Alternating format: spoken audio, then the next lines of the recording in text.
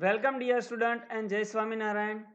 In the previous video, we will derive a kinematic equations for the constant accelerated motion. Kinematic equation for the uniformly accelerated motion. There are three equations of the motion. While when the object is moving with the constant acceleration, we can use a three equation of the motion to solve the several problems regarding the motion of the object if the object is moving with the constant acceleration, right? If the acceleration of the moving object is constant, we can use these three equation of the motion to solve the problems regarding the motion of the object. So what are the three equation of the motion? Yes, the equation of the motion, first equation of the motion gives the relation between velocity and the time. Second equation of the motion gives the relation between the distance and the time or displacement and time. And third equation gives the relation between the velocity and the distance. So dear student, in this video we will discuss the or we will solve the several problems, how we can solve the examples with the help of this equation of the motion. So first of all, let us revise all the three equations of the motion. What are the three equations of the motion for the uniformly accelerated motion? So kinematic equation for the uniformly accelerated motion. First equation gives the relation between the velocity and time. Here v is equal to v0 plus at, where v is the velocity of the object at the time t. v0 is the initial velocity, a is the constant acceleration, and t is the time. Second equation gives the relation between the velocity position and the time, or we can say that the distance or displacement and a time. X is equal to v0 t plus 1 half at square. Here x is the distance traveled by the object in a time interval t, right? T is the time, v0 is the initial velocity, and a is the constant acceleration. And third equation gives the relation between the velocity and the distance. 2ax is equal to v square minus v0 square, right? So with the help of these three equations of the uniformly accelerated motion, constant accelerated motion, we can solve the several problems regarding the motion of the object when the object is moving with the constant acceleration. So dear student, let us discuss the several examples given in the textbook. First one is the example number 3.4, right? A ball is thrown vertically upward with a velocity of the 20 meter per second from the top of the multi-story building, right? The height of the point from where the ball is thrown is a 25 meter from the ground. So here the one multi-story building is given to you, and the height of the multi-story building is a 25 meter, and from the top of the multi-story building at a point A, here the AC is the multi-story building, and the height of the multi-story building is a 25 meter. On the top of the multi-story building, here point A, from the point A ball is thrown vertically upward with the velocity of the 20 meter per second. So ball is thrown vertically upward direction, is going in a upward direction to the point B. At the point B, momentarily ball stop its motion and come back to the ground, right? So here the initial velocity of the ball is a 20 meter, and at the point B the ball is momentarily stop its a motion, so its a final velocity is a 0, right? And then come back to the ground at a point C. So what we want to calculate, how high will the ball rise, at what distance travel by the ball, right, before at a point B. So we need to here calculate the distance A B, y minus y0. Second is, how long will it take before the ball hits the ground? Take the gravitational acceleration g is equal to 10 meter per second, or we can take a acceleration a is equal to 10 meter per second. So during the upward motion as well as the downward motion, the ball experience the acceleration due to the gravity, and we take a value of g is equal to 10 meter per second. So here we need to calculate time taken to reach the ball from A to B and then B to C, right? And how high will ball rise? So distance traveled by the ball in the upward direction.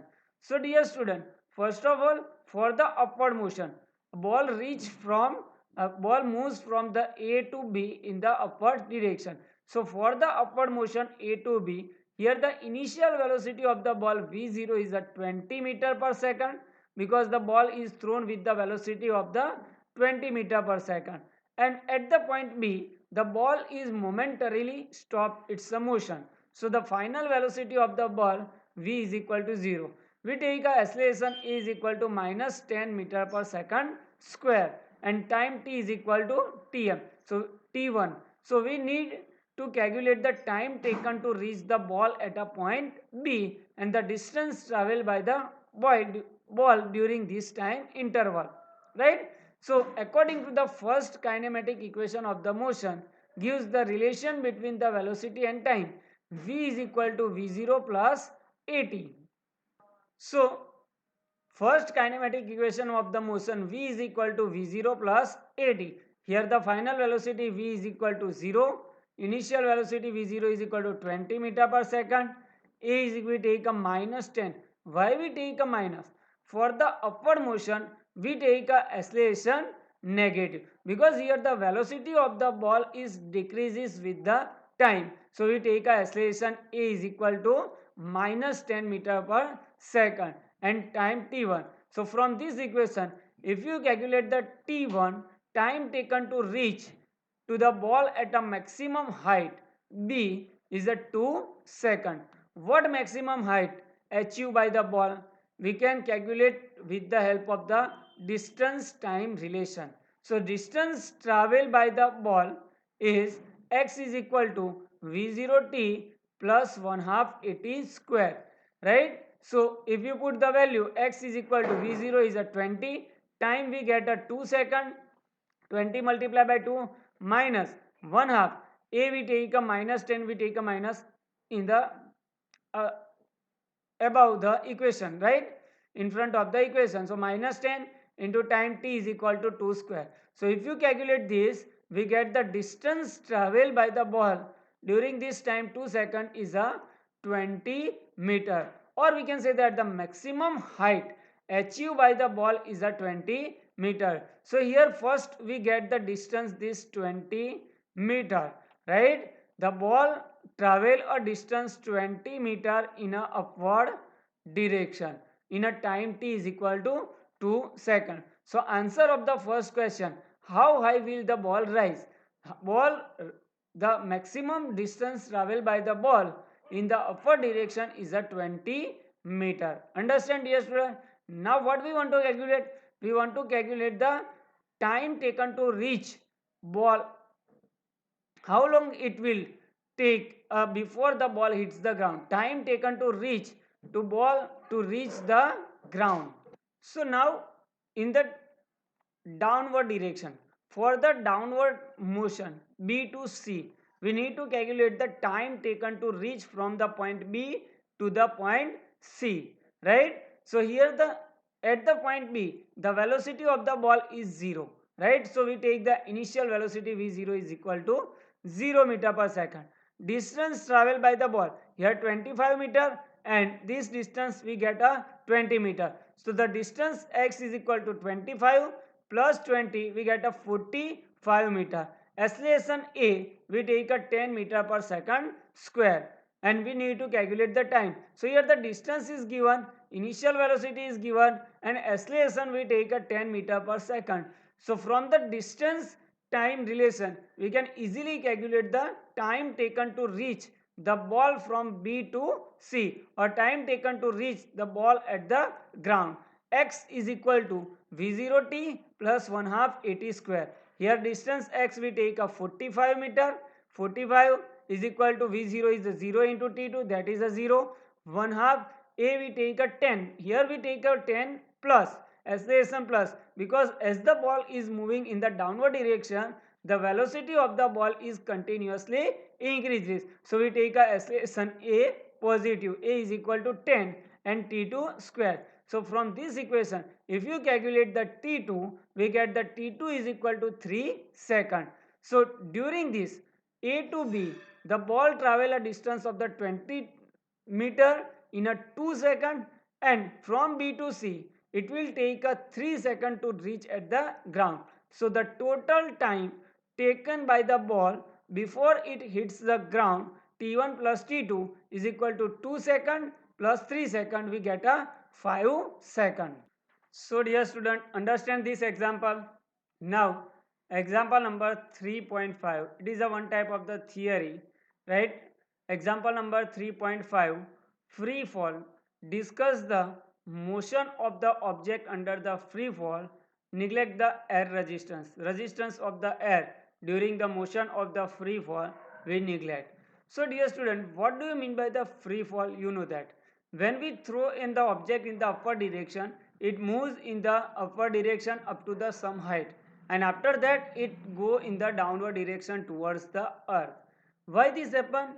Due to the gravitational force of the earth. And when we release some object from the when we release a object from a some height, right, it moves under the influence of the gravitational force, or we can say that the force of the gravity. And the motion, if we neglect the air resistance, the motion of the free fall object is a constant accelerated motion, right? So first of all, what do you mean by the free fall?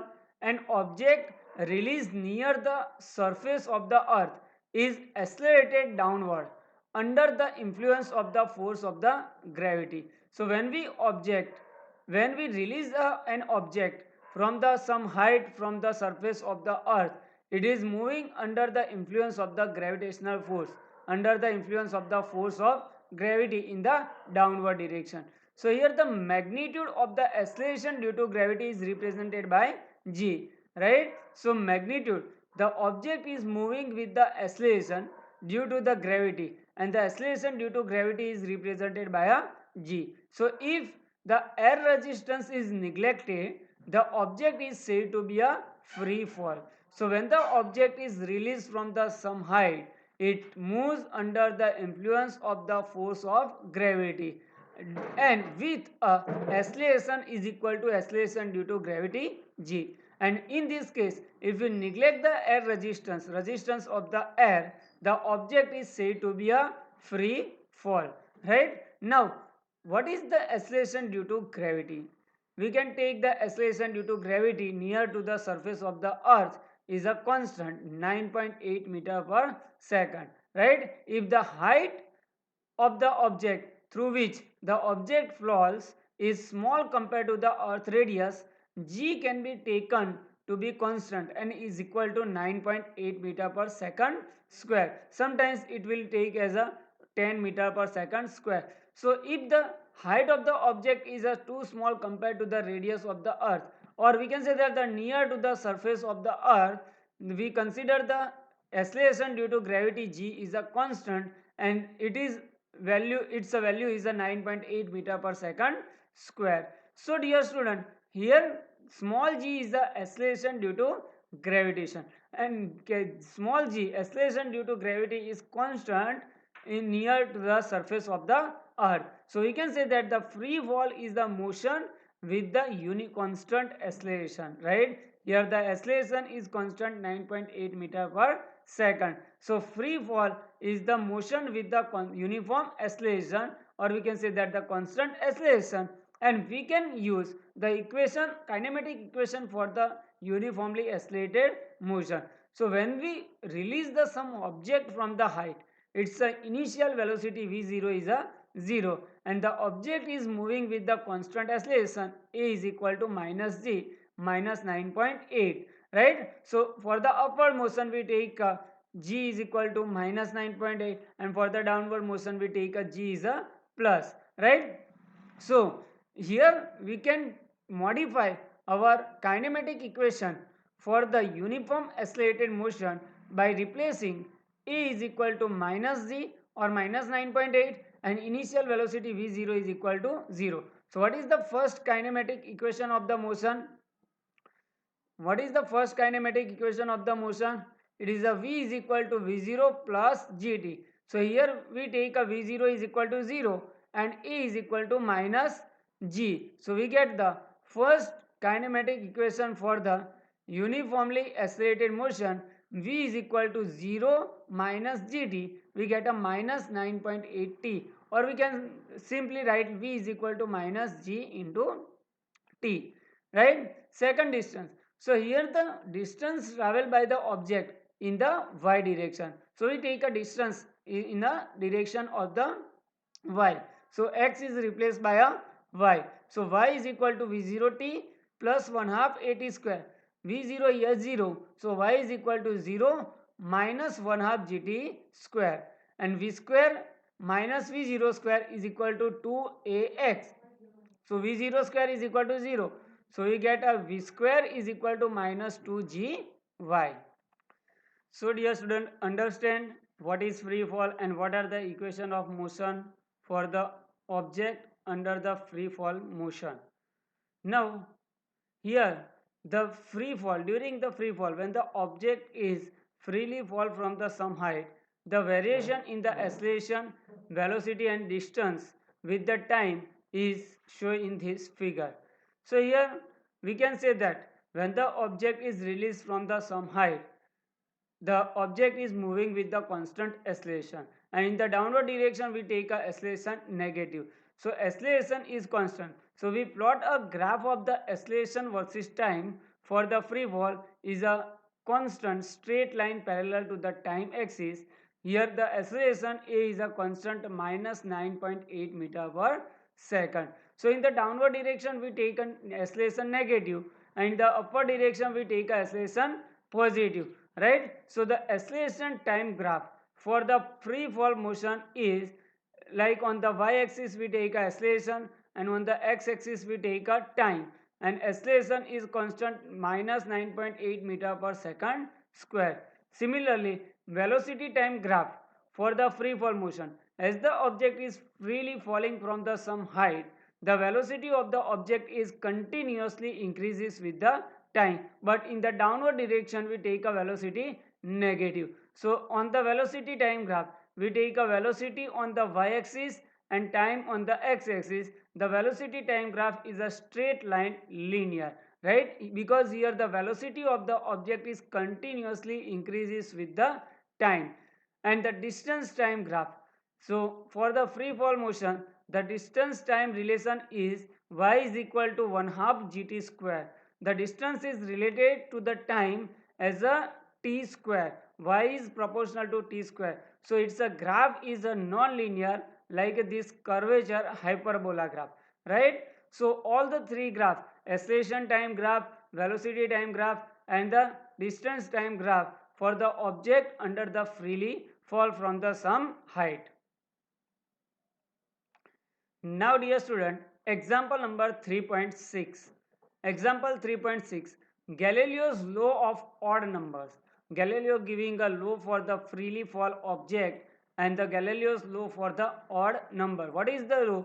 The distance transverse during the equal interval of the time by a body falling from the race tends to one another in the same ratio as the odd number beginning with the unity, like a 1, 3, 5 shape. So the distance traveled by the freely falling body is in the same ratio of a odd number like a 1 gem, 3 gem, 5 gem, 7, right? Prove it. So what is the Galileo's law? The distance transverse during a equal interval of the time by a body falling from the race tends to one another in the same ratio as the odd numbers beginning with the unity, like this 1 gem, 3 gem, 5 gem, 7. We take all the odd numbers, right? So dear student, if we consider that when the body is falling from the rest, its initial velocity is 0. We can modify the equation of the motion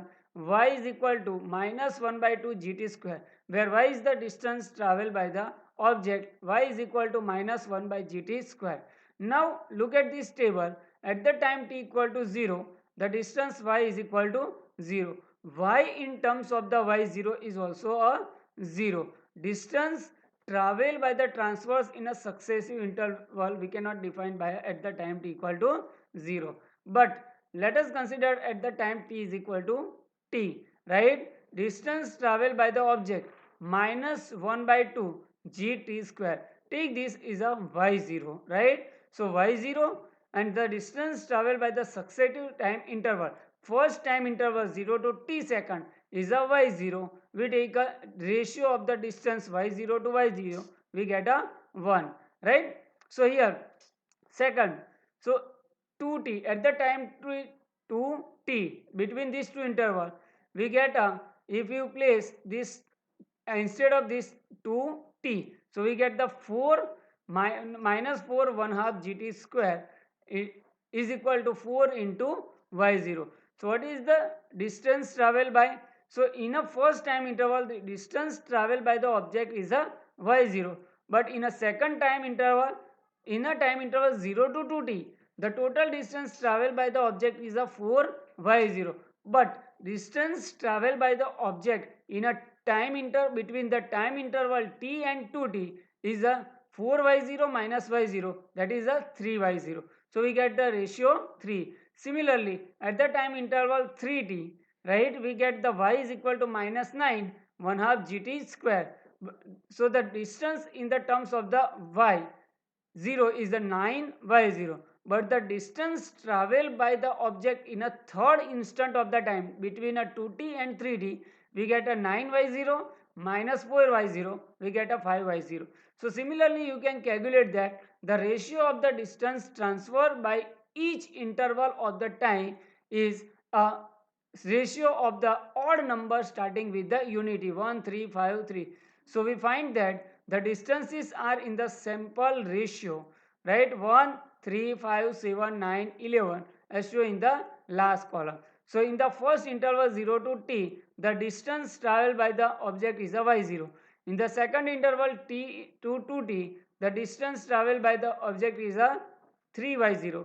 In the third instant of the time, the distance traveled by the object is a 5y0. So as the object is falling from the some height, its distance is continuously increases as a time t square. So the Galileo's law of the odd number gives that the distance transferred during the equal interval of the time by a body falling from the rest stands to one another in the same ratio as the odd number beginning with the unity. So the ratio of the first time interval to the second time interval, ratio of the second time interval to the third time interval is a odd number 1 3 5 7 9 and 11, right dear student? Understand this thing. Now example number 3.7, stopping distance of the vehicle.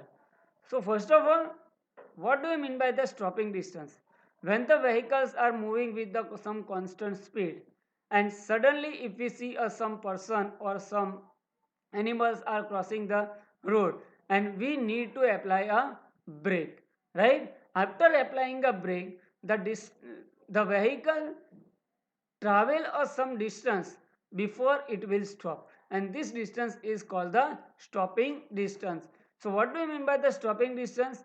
When the brakes applied to the moving vehicle, the distance traveled by the vehicle before it will stop is called the stopping distance, right?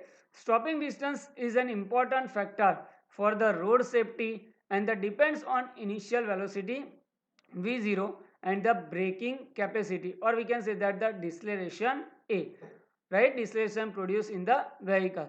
So here when we applying a brake to the moving vehicle, the vehicle travels the some amount of the distance before it will stop, and this distance is called the stopping distance. Stopping distance is very important in the road safety near to the school, right? Stopping distance has to be maintained, right? The value of the stopping distance, the stopping distance depends on its initial velocity and the braking capacity, or we can say that the deceleration produced by applying a braking capacity, right? So derive the expression for the stopping distance of the vehicle in terms of V0 and A. So here we can say that the stopping distance depends on the two things. First one is the initial velocity of the vehicle V0, or second one is the deceleration produced in the vehicle by applying a brake. So the let us consider that the distance traveled by the vehicle before it stops be ds. Here the initial velocity of the vehicle we take a v0. After applying a brake, the vehicle travel a distance ds and it will stop. So final velocity we take a 0. So using the equation of the motion, right, v square minus v0 square is equal to 2ax. Take v is equal to 0, final velocity is 0, and x is equal to dx. That is the stopping distance dx. So if we put 0 minus v0 square is equal to 2a ds. So stopping distance ds is equal to minus v0 square by 2a. So here acceleration produced in the vehicle is a negative. So stopping distance is always positive. So here we can, from this formula we can say that the stopping distance ds is directly proportional to the square of the initial velocity, and the stopping distance ds is inversely proportional to the deceleration produced in the vehicle. If the speed of the vehicle is double, we can say that the stopping distance will be increased by a 4 times. So here the stopping distance is directly proportional to the square of the initial velocity of the vehicle. If the initial velocity is double, the stopping distance becomes a 4 times increase for a constant acceleration. So got it, the formula of the stopping distance ds is equal to v0 square by 2a. So dear student, try yourself. If the vehicle is moving with the speed of the 108 kilometer per hour, right, by applying a brake, the deceleration produced in the vehicle is a 2 meter per second square. Calculate the stopping distance of the vehicle, right. So try this example by yourself. So here the initial speed is a 108 kilometer per hour. We take a v0 is equal to 108 kilometer per hour. We need to convert into the meter per second. So convert initial speed v0 in the meter per second. Acceleration, deceleration a is equal to 2 meter per second square. We take a is equal to minus 2 meter per second square. Calculate the stopping distance by this formula, right? So now last example, example number 3.8, reaction time. What is the reaction time?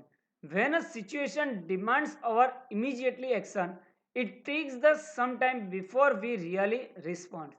Suddenly when we take under the some situation demands immediately action, it takes us some time before we really respond. Reaction time is the time a person take to observe, think and act before applying a action, right. The person has to take to observe the situation, think about the situation and applying the action. The time between these two, observe, think and applying a action, is called the reaction time. For example, if a person is driving and suddenly a boy appear on the road, then the time elapsed before he slam the brake of the car is the reaction time. So if the person see the boy appear on the road, so observe, the person observe the boy appear on the road, think about what to do and applying a brake before this observation and applying a action as applying a brake, this time is called the reaction time. So reaction time depends on the complexity of the situation and on the an individual by a person to person. Reaction time can be changed by a person to person and it depends on the situation, which type of the situation is there. If the situation is very critical, the reaction time is a less also, and it is depends on the person to person. For the different person, the reaction time will be different. So now you can measure your reaction time by a simple experiment. How we can measure the reaction time? You can measure your reaction time by a simple experiment. Take a ruler and ask your friend to drop it vertically through the gap between your thumb and the finger, like this figure. right? Take a ruler like a scale and ask your friend to drop it from the some height, right? Now after you catch it, find the distance traveled by the ruler. So now you have to catch the ruler.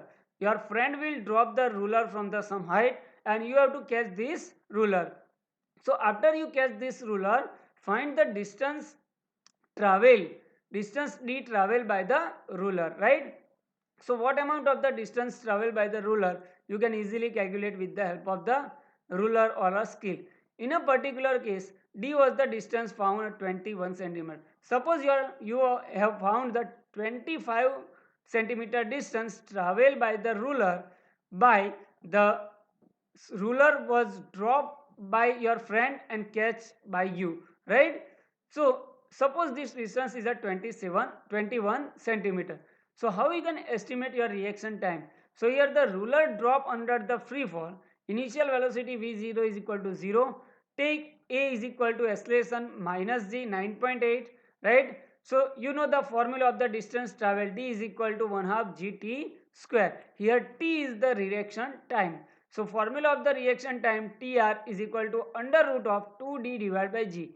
So here we get the distance d is equal to 21 centimeter. That is a 0.21 meter. G is a 9.8. Put in this formula, we get the reaction time 0.2 second. So similarly, you can, by this experiment, you can calculate your reaction time also. So dear student, understand what do you mean by the reaction time and how we can calculate our reaction time, right? So dear student, now dear student, I hope that you understand all the example explained in the video. Thank you very much for watching my video.